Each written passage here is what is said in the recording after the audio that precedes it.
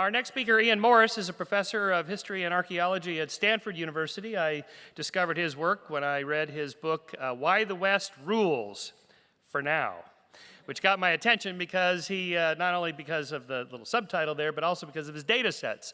I could tell this was not just your ordinary narrative historian. He also liked to traffic in data and actually measuring different aspects of civilization based on different criteria that you could then make assessments and judgments. Then I read his book, War, What is it good for? Which I thought, was already answered, absolutely nothing. But as he showed, actually, war has done, has changed civilization quite a bit. And his new book, which he's just been touring for now, is on foragers, farmers, and fossil fuel users. That's us. We're the latter ones, as you've seen. And so he'll be talking today a little bit about the past, the future, based on energy consumptions and other objective criteria that we measure. Please help me welcome Professor Ian Morris.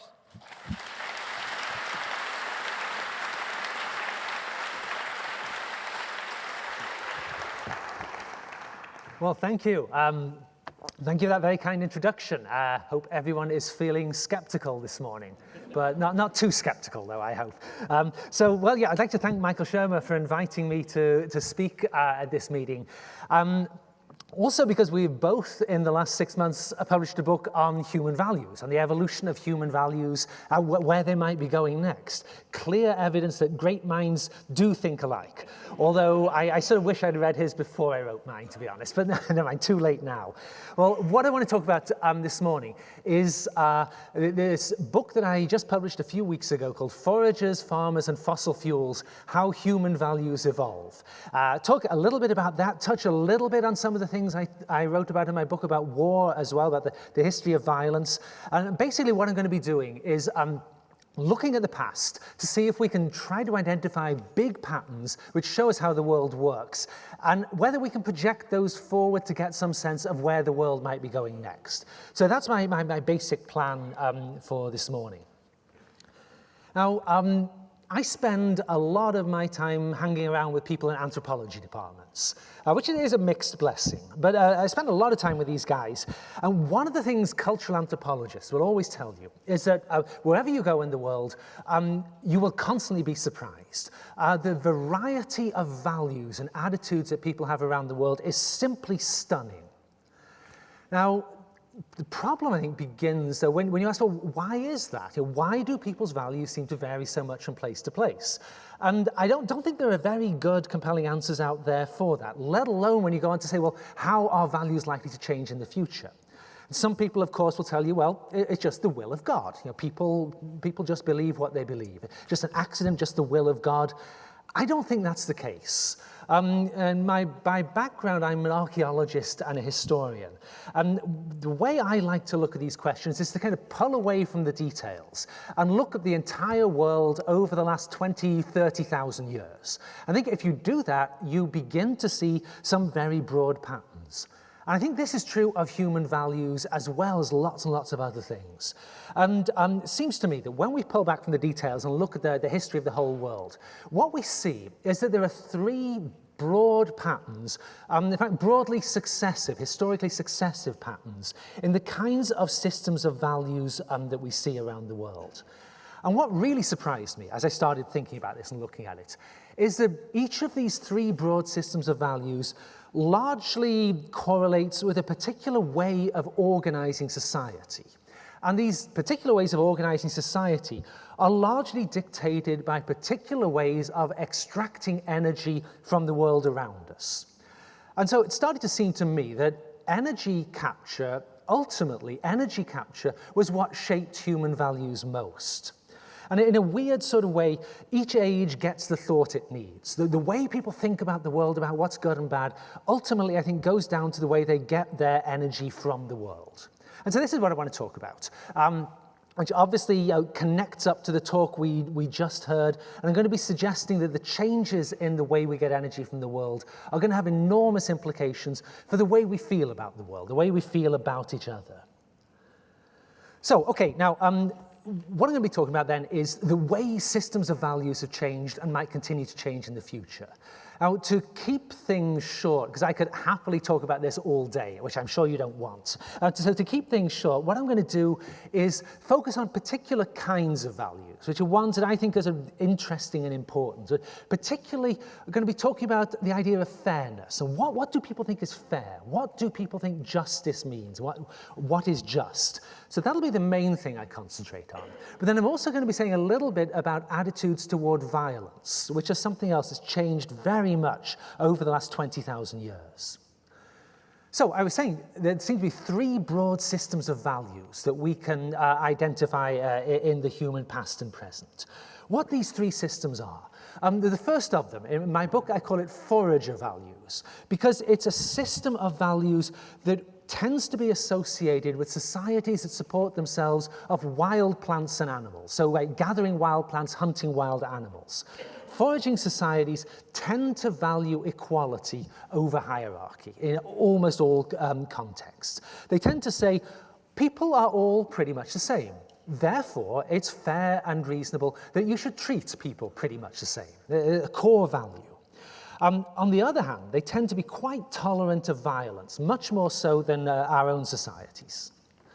Second set of values, these in the book I call these farming values. They're the kind of values that tend to correlate with societies that get their energy from domesticated plants and animals. Now, these societies tend to be much more tolerant of hierarchy. They tend to say people are not all the same. Everybody is different from everybody else. Therefore, it's fair and right that you should treat different people in different ways. Hierarchy tends to get valued over equality. But these societies tend to be less tolerant of violence than most of the foragers are. Third set of values I think we can see. In my book, I call this fossil fuel values, the kind of values you get in modern fossil fuel industrialized societies. And these, of course, we are societies that we still use plants and animals, still use living plants and animals to get energy from. But we've augmented these by tapping into the fossilized plants out there in the form of coal, oil, gas, tapping into this fossilized energy source and using that to add to the energy at our disposal. And modern fossil fuel societies tend to value, in most contexts, tend to value equality over hierarchy. Saying people are pretty much all the same. We should try to treat them all in the same ways. And modern fossil fuel societies tend to have very low tolerance for violence. So this, I think, is a nutshell description of the history of human values over the last 20,000 years. But how does that work? It seems to me that this sort of correlation between sources of energy and systems of values, it's also a causal relationship. I think the causality flows from energy toward the kind of values people have. But how does that work? Well, I think that we should think of the evolution of human values as a process of cultural evolution. It's not a random process, didn't just happen. There are reasons why human values have changed as they have done over the thousands of years. We should think of it as cultural evolution. We should think of it as a kind of competitive process. There's all these different ideas out there at any given moment. They're all in competition with each other. It's played out through billions of little experiments as people with different attitudes behave in different ways. Some ways succeed and others don't. One of the things that we now seem to know pretty clearly from the work of evolutionists is that human values are an evolved adaptation. All humans all over the world do share certain core values, except occasionally you get people who don't. We conclude that they are psychopaths. There's something wrong with you. You're broken. If you say you don't have a sense of fairness, if you don't think that some things are fair and others aren't, we tend to think you're broken. There's something seriously wrong with you. What varies is what people think words like fairness mean. And this is why I say this is a process of cultural evolution. Biological evolution gave us a set of shared values that almost all creatures in our species share around the world. Biological evolution also gave us these great big brains that allow us to change our institutions and our ideas about the world. We can evolve culturally as the world around us changes. What we think that fairness and justice mean, these vary enormously through time as we reinterpret our biologically evolved values. Energy capture, I think, has been the big force that drives the reinterpretations. But energy doesn't force anybody to think anything in particular. Like if I decided to stop living in California and go off and live in Indiana, where I used to live, and become a hunter, lots of hunters where I used to live, my values might not change dramatically just because I become a hunter. It doesn't force me to think in certain ways. What happens, I think, is that people who interpret fairness in ways that work well in the kind of society they live in, that are consistent with the kinds of organization called for by the way they extract energy. People who interpret fairness and justice in ways that work in that context, they tend to flourish more than people who don't. We all have free will. We were discussing this if you were at the dinner last night. The magician was discussing this, whether we have free will or not. We all have free will. But there's a kind of marketplace of ideas and interpretations out there. If you hold certain kinds of values, decide that fairness means X, if that's what works well in your society, you're likely to flourish. If you decide that fairness means something wildly different from what is called for by the level of energy capture you're living in, you're likely not to flourish. If you decide you're going to run for political office by saying that women are fundamentally inferior to men, rich people are simply better than poor people, you're not going to do very well. We live in an age where these values are not successful values. The more you drift toward the core values required by the stage of energy capture you live in, the more you're likely to flourish. So, okay, now that's all very abstract. What I want to do with the remainder of my time is talk a little bit about how in these different systems these values have worked, and then talk about what this might tell us about where things might go over the next century or so. Not all the way out to 2525. I don't think we have to look that far to see wild, massive changes coming at us. So a few words then about foraging values, about the sort of values that hunters and gatherers tend to have. Now, hunters and gatherers are able to capture only very small amounts of energy from the world around them. Typically, you're talking 5,000 to 10,000 kilocalories of energy per person per day. I'll come back into it in a moment to kind of what that means. But it's a very small amount of energy, and that's going to all uses: food, heating, shelter, everything that you do. Now, to capture that amount of energy as a hunter-gatherer pursuing wild animals, gathering wild plants, you need huge areas of space to live in to get this amount of energy. You have to be very, very mobile, constantly moving around. You live in very small groups, typically a dozen or fewer people. You normally live in a Stone Age technological environment. The division of labor you work with will often be very ingenious, but very, very simple. Now, if you live in that sort of society, what people find over and over again is hierarchy simply doesn't work very well. If you try to run a Stone Age foraging band like you're living in the France of Louis XIV, this is not going to work, which is why we almost never find any significant amount of political, economic hierarchy in hunter-gatherer bands. They tend to be very, very democratic. Wealth inequalities tend to be very small. There's an index that economists like to use to measure wealth inequality. They call it the Gini coefficient. And basically, the way this works, it runs from 0 to 1, simple scale.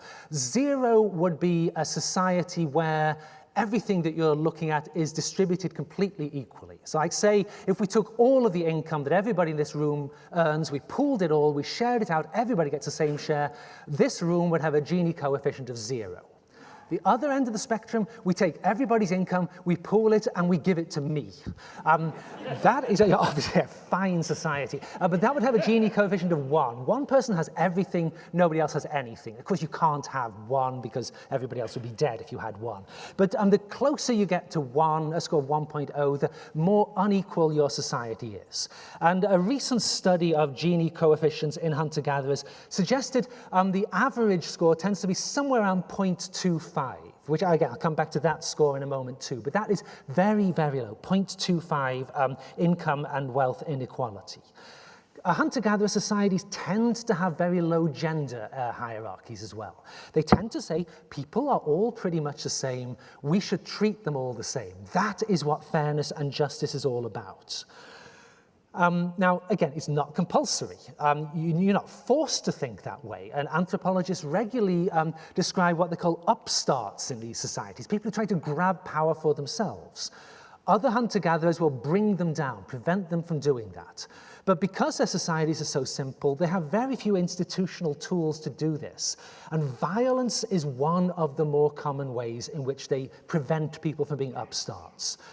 They tend to agree violence is bad, but the range of contexts in which people will say violence is it's sort of acceptable to use force is much wider than we in the fossil fuel world normally assume. And perhaps as a result of that, rates of violent death tend to be quite high in hunter-gatherer societies, anything up to like 10% chance of dying violently. Now, the world of farmers is very different. The world of farmers began about 10, 12,000 years ago. Farmers live from domesticated plants and animals. Typically, farmers will reap something like 10,000 to 30,000 kilocalories of energy per person per day, compared to the 5 to 10,000 of the foragers. They live in much bigger societies. Ancient farming societies could have cities up to 1 million people. They're much more sedentary. They have a more complicated technological basis and more complicated division of labor. Basically, there's a lot more to do in a farming society than there was in a foraging society. You've got to build stuff. You've got to have ships. All kinds of complicated things have got to be done, which require organizing labor above the level of the household. And when you look at the history of farming societies, they find a bewildering range of ways to organize labor at this larger scale.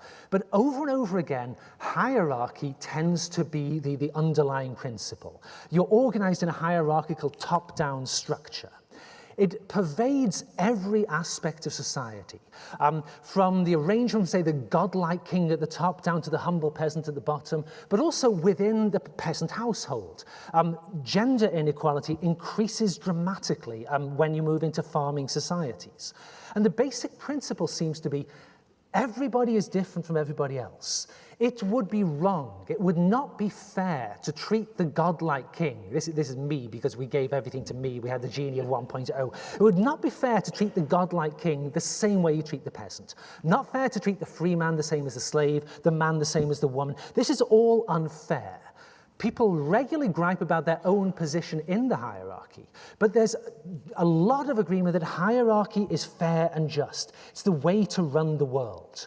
The Gini coefficients in farming society, the income coefficient, the same recent study that said it's about 0.25 for foragers, suggested that for farmers on average it's more like 0.48, much, much higher.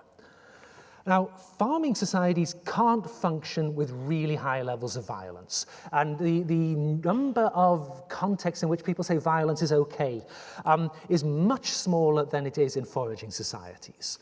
By my estimate, which I wrote about this a lot in my book on war, I think farming societies tend to move toward rates of violent death below 5%, so 1 in 20 chance of dying violently.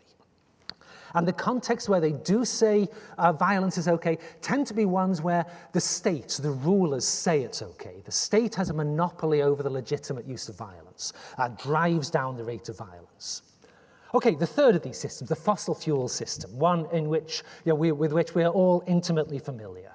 This really began about 200 years ago in Northwest Europe. It sees levels of energy capture anywhere from 30,000 kilocalories per day up to about 230,000, which is roughly what we in this room each burn through every single day to drive our Hummers and to fly to Burbank Airport and things like that. Supports enormous populations, cities 38 million, I recently read Tokyo now stands at. Huge mobility around the world, staggering levels of technology, a bewilderingly complex division of labor. Now, these modern fossil fuel societies allow us to produce breathtaking quantities of goods and services. Our world would seem like a magical kingdom to anybody who lived more than about 300 years ago. We just have so much stuff. But we can produce all this stuff. How do you actually make that work? And one of the big lessons of the last couple of hundred years has been the way fossil fuel societies work is by having people who can consume the vast amounts of stuff that we produce. In order to flourish, you need a large, broadly prosperous middle class that can engage in enormous markets and actually use all the goods and products we make. Otherwise, what's the point? What's the point of making 1 billion plastic toys if nobody can buy them? Nobody gets rich, nobody flourishes. To flourish, these societies need this broad, reasonably prosperous middle class. Now, results of that, rather complicated results, I think, but on the whole, the more a society leans toward a fairly even distribution of wealth, the more successful it tends to be. And one of the big things we've seen in the last couple of hundred years is states learning to manage this, using government to help equalize the distribution of wealth. I mean, I was talking a moment ago about these Gini coefficients, about 0.25 for the foragers on average, about 0.48 for the farmers. In the OECD, what does it stand for? The Organization of Economic Cooperation and Development, kind of a rich countries club. Back in the 1970s, according to OECD data, the Gini coefficient for rich fossil fuel societies was 0.26. We had a level of wealth distribution much closer to foragers than to farmers. It's now drifted up a little bit. I'll come back to that in a moment. It's now about 0.31. But a lot of this evenness is created by government action.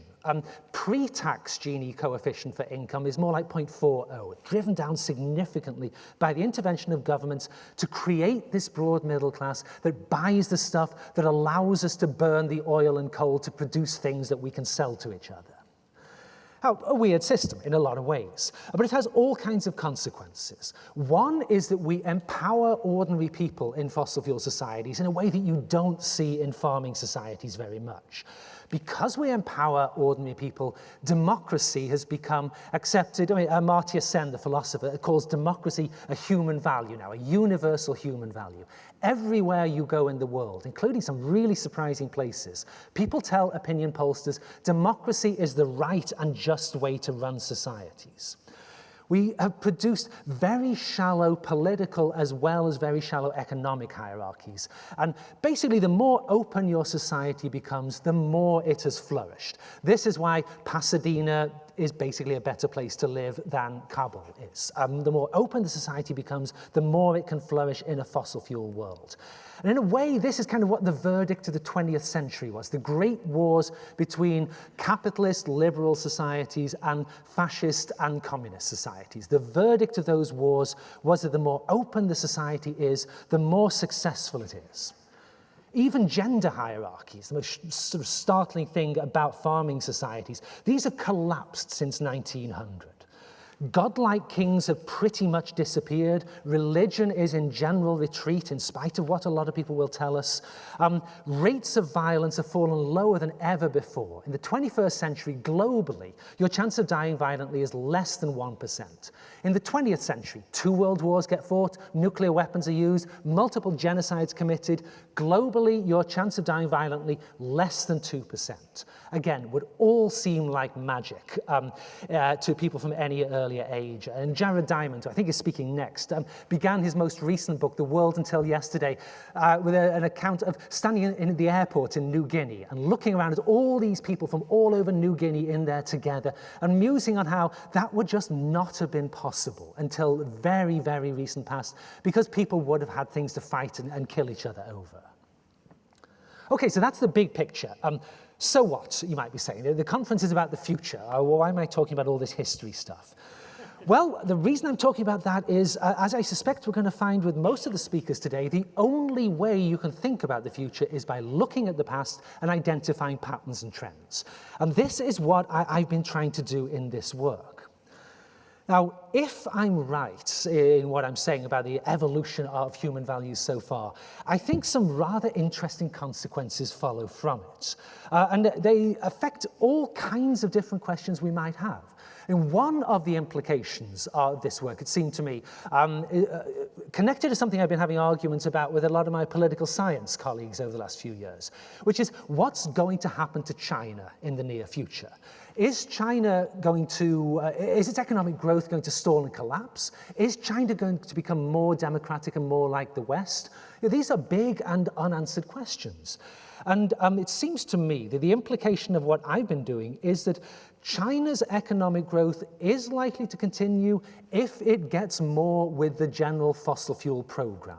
The more it moves toward an open democratic society, the more successful it's likely to be in the future. The less it does so, the more likely it is to stall and collapse. That's one of the sort of implications I think this work has. And I would say that that is likely to happen unless, and the trouble with projecting forward is that there is always an unless in your projection. One of the things I think you learn from looking at the past is not only what are the big trends and where might they take us, but what sort of things disrupt the big trends. We can trace out big storylines, but what tends to block these and make them break down? And in this case, I think there is something very, very obvious going on, which connects back to Dr. Prothero's talk that we were just hearing. Energy capture is changing faster today than it has done ever before in history. I mean, he suggested that the oil age was a blip. We might look back on this in just a few years and say it's just a blip in history. I think there's a lot of reasons to think that he's right. The forms of energy extraction we use are being revolutionized. Our efficiency and the ways we can use energy are changing dramatically too. I think there are a number of signs out there that we are beginning to enter a post-fossil fuel era. And this, I think, is going to have consequences for human values at least as great as the consequences of going from foraging to farming and farming to fossil fuels. We're already beginning to create entirely new kinds of societies in many different ways, but the kind I want to focus on for my remaining 6 minutes, they have this rather scary little screen up here telling you how long you've got. It starts flashing red at a certain point. In my remaining 6 minutes, talk quickly. What I want to focus on particularly is the way, I think we're all aware, the way in which new kinds of networked societies are emerging around the world. And again, in ways which would have been, I think, very hard to predict 500 years ago. Above all, I think the big startling thing is the way we have begun merging with it just went red, merging with the technology that we have created, and through our technology, merging with each other. I think this is going on multiple fronts, multiple levels in different scientific communities. Robotics and computerization, an obvious one. Genetic engineering, another obvious front. What will fairness and justice look like in a world where brain-to-brain interfacing is an everyday activity? Already we are all carrying around these little computers in our pockets, and we could have run the entire US missile defense system off this 50 years ago, which is extraordinary things allow us to connect together in ways which, again, seem rather magical, but which this is just the beginning, as I'm sure we're all aware. We ain't seen nothing yet. What will political and economic and gender hierarchy look like in a world where humans really do begin to merge with each other through their technology? What place will violence have in a world of that kind? What will we think about these things? Well, I have 3 minutes left, so in my 3 minutes, I'm going to suggest two broad patterns I think we can see as potential ends of the spectrum of possibilities. One end, I would say, the post-fossil fuel age might just be a kind of souped-up version of the fossil fuel age, the kind of values that have become dominant in the last 200 years, flat organizations, open access. In a world of functional telepathy, perhaps we'll just see more of this. Economic hierarchy, political hierarchy, gender hierarchy, these things might just begin to become meaningless. The more we live our lives in a virtual, post-human environment, the less meaning, I suspect, hierarchy and violence even are going to have. We may be moving toward a world which is flatter, more egalitarian than anything we've ever seen before. So that's one possibility. That, I think a lot of people in the fossil fuel world say, yeah, that's really good. We like that possibility. But here's another one. What if the new super empowered world, what if it works better when it does have some elites running it? Or what if certain groups of people are able to capture control, capture the gains that come from this world? What if only some people become post-human? Now, through the age of farming, many, many people believed that their rulers were godlike, were superhuman. Well, what if we're moving into a world where some people really are superhuman? You know, F. Scott Fitzgerald famously said, that the rich are different from us, to which apparently Ernest Hemingway replied, yes, they have more money. In a post-human world, perhaps we'll see a world where the rich really are different from us. If some people have thinking power trillions of times greater than what a normal biological carbon-based human has today, well, maybe thinking that they're superhuman is not going to seem so crazy. Maybe we'll move back to a system of values where we do absolutely accept hierarchy. Now, either way, if either of those extreme possibilities comes about, well before the year 2525, we're going to be living in a world very, very different from our own, with very, very different values from our own. And one of the sort of neat things about this book, Foragers, Farmers and Fossil Fuels, that I did, it was delivered originally as a couple of lectures at Princeton University, where they invited people to come and respond to the lectures. And then in the published version, the respondents get to have chapters in my book, telling the reader what a complete fool I am, which I find slightly alarming. But anyway, this was the way it had to be. But one of the respondents was the novelist Margaret Atwood, and I'm sure many of you read her books, like The Handmaid's Tale and Oryx and Crake and so on. And a lot of her stuff is about sort of dystopian futures. But she pointed out, when she writes a dystopian future book, there's always some humans that survive into this dystopian future, because otherwise you wouldn't have a storyline. You wouldn't have a narrative and plotment of life if you didn't have humans. Her response, this made me think, well, the sort of futures that I'm envisaging here, these don't have narrative plot lines. These don't have human minds thinking in the kinds of ways humans have been doing for at least 50,000 years. Maybe the values of the future are not really going to be human values in any sense that we normally think of them. Now, okay, very final thing I'm saying.